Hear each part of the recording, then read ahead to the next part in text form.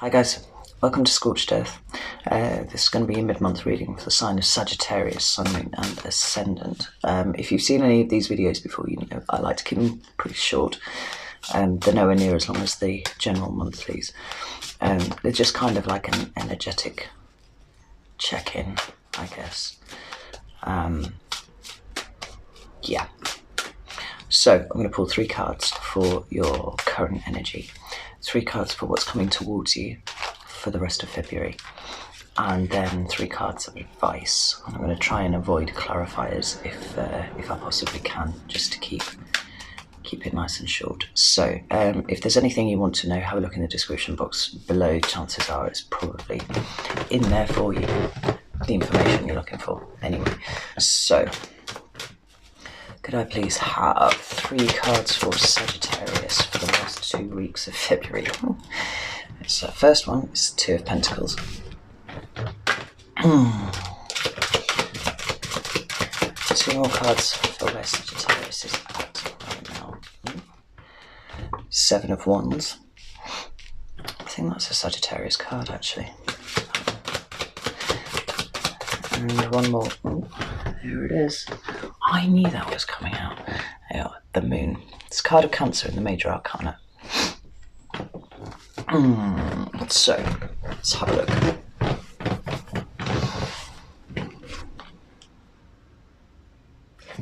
First card is 2 of Pentacles, and that talks about juggling, for the want of a better word. But it's a sense of trying to balance yourself out. And I say trying to because it is happening. Balance is occurring, but it seems quite weighty. It seems like there's a cost to it because there's all this water in the background, great emotional turmoil inside, whilst you're juggling your pentacles seemingly on the outside very well. There's a sense of it being slightly unsustainable. Like this figure's stood on one leg at the end of the jetty, and it's kind of a perilous position that they find themselves in there. But most importantly, they don't look very happy about the situation. Right? The juggling of the pentacles is the external view that you're giving to everybody else on the outside. What's happening inside is this great tumult. And it's paired up with the 7 of Wands, which is a card of, can be feeling defensive, but it can also be feeling protective. You've got to take it as it resonates to you. But in this particular card, which is unusual for 7 of Wands card, this figure's planted themselves firmly in the water. There's more emotion right here. So there's a sense of either you guarding and protecting something that you feel emotionally very strong about, or protecting and guarding yourself by being defensive about your emotions, your emotional state, or something that's really important to you. Look at those 2 cards together. This is a card very much of the internal. This one is a much more external card right here. And then we come to the Moon. Like I said, it's the card of Cancer, but look, there's more water on this card. It's the theme across the card. You're in quite an emotional place at the moment. You're trying to balance it out, trying to protect yourself or someone else, defensive or guarded or whatever. And then there's this Moon here, which talks about the internal. It talks about the subconscious. It talks about all those things that go on underneath.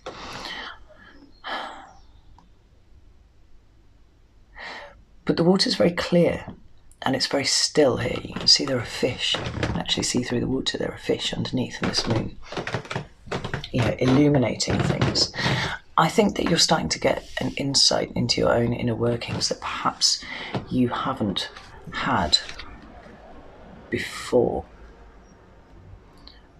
And certainly the space that you're in at the moment seems to be trying to balance all of this out in order to achieve this, in order to be able to see through the water and see the fish that run along underneath. But it's a very emotional place that you're in at the moment.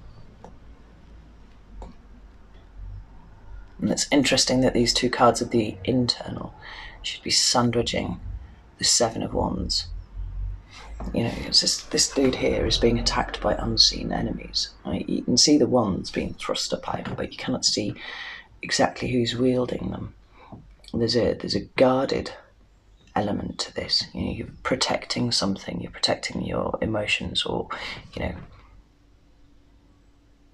an emotional situation. But you don't necessarily know who it is that's attacking you.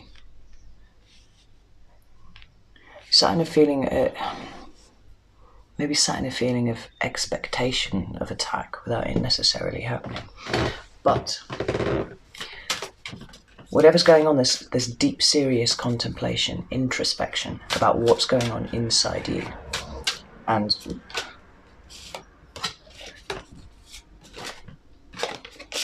a sense of looking to balance out so that your internal and your external match, which is admirable. I like that, Sagittarius. So, with that said, let's have a look and see what's coming towards you for the last 2 weeks of February. 3 cards for what's coming towards Sagittarius, please. Where's the first one? I have the Empress. That's the card of Taurus for me in the Major Arcana. Sometimes with Libra. Oh. 3 of Swords. It talks about heartbreak. And the 4 of Pentacles. So,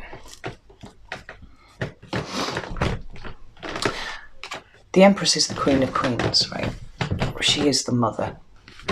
Quite often she's depicted as pregnant because she's about the birthing of new things into the world, and that's how she becomes the mother, you know.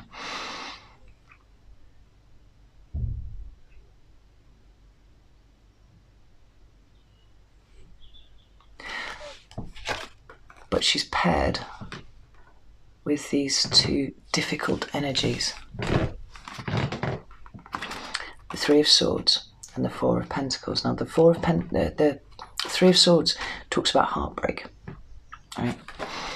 But I always find it interesting in this deck. It's got quite an aged quality to it. You know, this is old wounds, old heartbreak, possibly, or maybe heartbreak that's been like death by 1,000 cuts, something like that. You know, and this person here is sat in amongst that at the moment. Well, it's interesting energy. This is the birth of something new, and then we have heartbreak over it, kind of historical heartbreak. But then we've got the 4 of Pentacles. Now, the 4 of Pentacles talks about holding on too hard to something. Like, it talks about the need to release something. And for me, the underlying theme of this card is fear, right? Because these pentacles indicate something, right? They're symbolic of something. So they can be actual physical resources. It can be money. It can be, you know, situational type thing where there is material stuff involved. Or it can be emotional resources. It can be, you know, a relationship. It could be something like that. There's a sense of clinging really hard to it. And if you're clinging really hard to it, it's because you're afraid that if you let it go, it will not return, right? In any meaningful sense.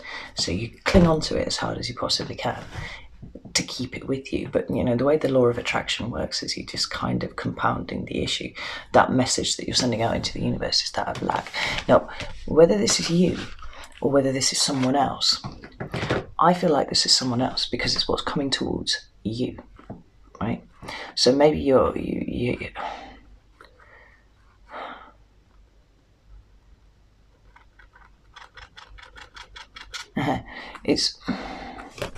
going to break my rule. I'm going to pull some clarifiers because I actually want some clarification.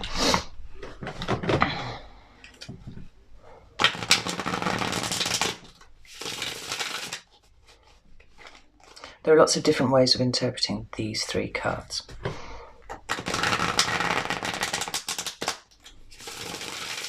Some of them harsher than others. And I'd just like to get a bit of clarification before I think out. Why is the Empress here, please? Shit.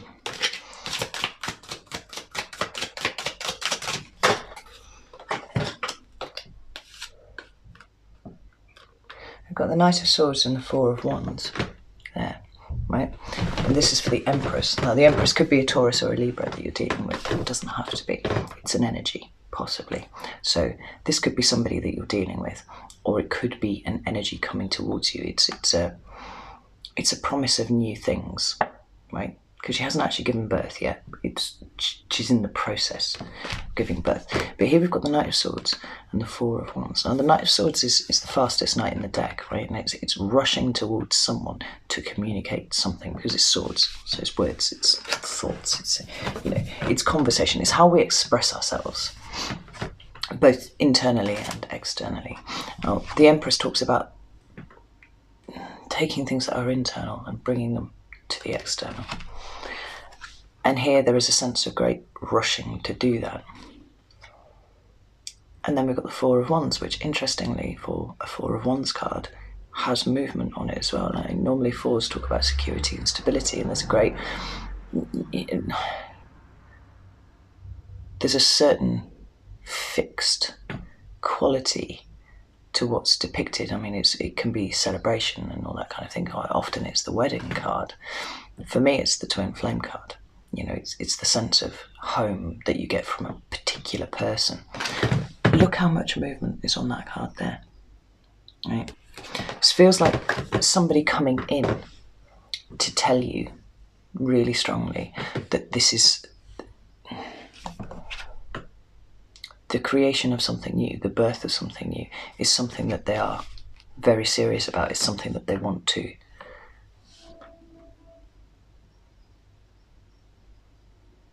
bring in with you. This horse is flying along. Yeah. But then we have the Three of Swords, which talks about heartbreak. And it feels like the heartbreak here is what is causing this person to rush towards you with this message. I swear that flew out there. Yeah, so we've got the Chariots, but it's come out in reverse. Like, it feels like there's been a halt call to something which has broken somebody's heart, and they're coming in to tell you that they're not really prepared to accept that as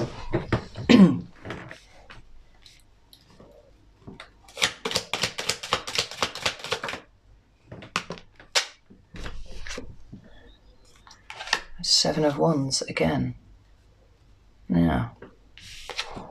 Seven of Wands has come out as well.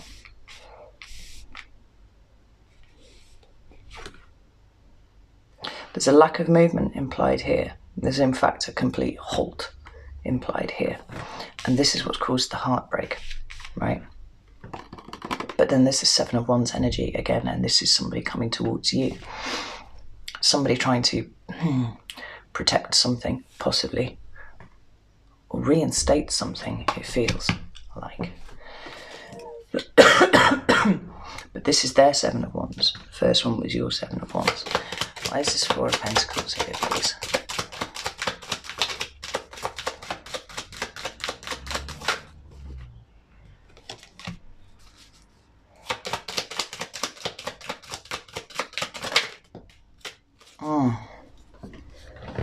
So we've got the Ace of Wands and the Tower. The Tower is the card of Scorpio, but it talks about sudden shocking events. But not always events. Like, my most profound Tower moments have always been like a flash where I've just seen something from a different perspective, and it's changed the way that I see everything. Everything changes in the light of the Tower.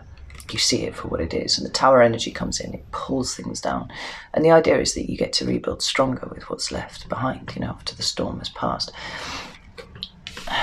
But these are cards that have come out to clarify the Four of Pentacles, right? Holding on too hard to something. But these two together seem like the Tower moment is this person having realised that there's a passionate new start somewhere for you, but not for them. And they're trying to block it. They're trying to hold on really hard to it. I think that would be my interpretation of that anyway. Let's get some advice, because this seems like a slightly fraught situation. Because for you, it's very emotional. That's the state that you're in the moment. It's a very emotional state. It's a very introspective state. It's trying to bring balance. It's trying to look at what what's going on underneath for you. But then, you know, it's really interesting. There are no cups cards here. And although I feel like it's relationship based, there's a lot of water for you, and there's no water for what's coming towards you. We've got earth energy. Oh, sorry, the tower. The tower's water. I can't just flip the towers just there, right? I think there's been some sort of realization here from this person or this situation that's coming towards you, and they're trying to. I wouldn't be surprised if the Judgment card popped up somewhere. There's a sense of trying to reinstate something, but it doesn't seem to have an emotional basis at all, and it seems quite fear-based. 3 cards of advice for Sagittarius, please. Thank you.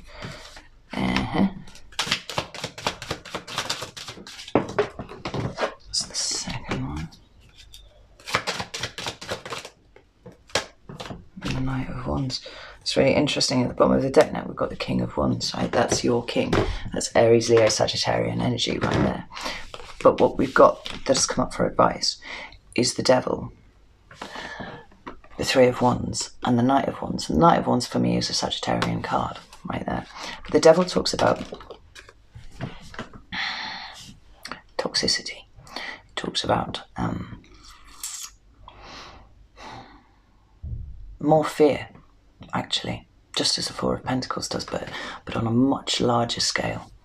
You know, codependency, abuse, addiction, all of those things can be indicated by the card, but it's a card very much of the material, and this is what I'm feeling drawn towards as its interpretation. You know, the Devil deals with things that are very much in the 3D. Okay? There's no interest in anything kind of higher or more spiritual than that. It's all about, you know, the sins of the flesh, but materialism and you know, those things that you can touch, taste, feel, see in the 3D, right? That's all covered by this.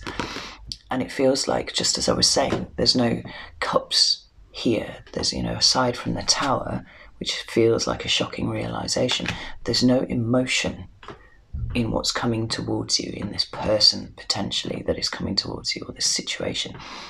It's not coming from an emotional place. It's coming from a place of fear, and it's coming from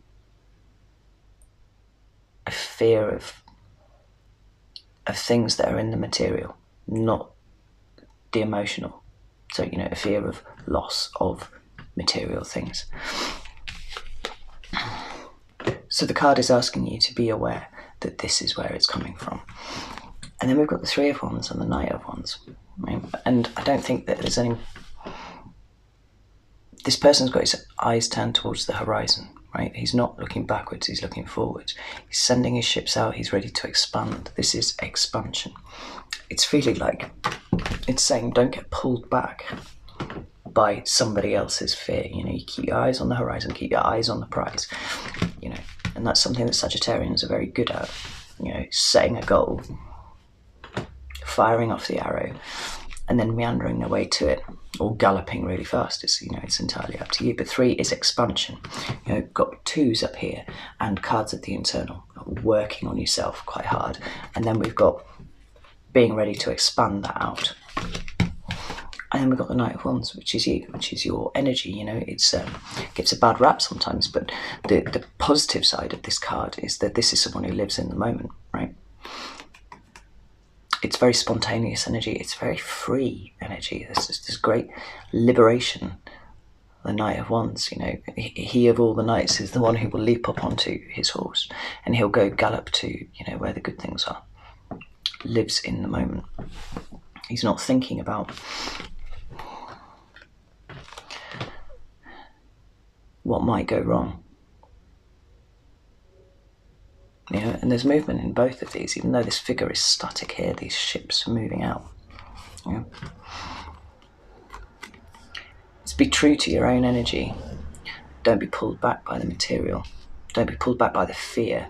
And it's somebody else's fear, it's not yours. I feel that quite strongly.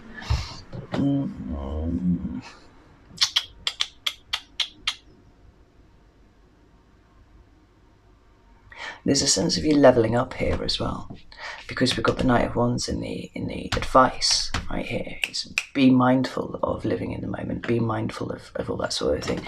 But then we've got the King of Wands here. He's leveling up. And the King of Wands is everything that the Knight of Wands is, but with an added layer of responsibility, and added understanding of duty, and added understanding of responsibility. And it feels like, because you're doing inner work, because you're working on all of these things, it's allowing you to get on top of your game. We've got underneath the King of Wands, we've got the Ten of Swords, which talks about endings, which would certainly give credence to what I've pulled on here. And then we've got the Hermit, which may or not be the card of Virgo, but certainly talks about introspection.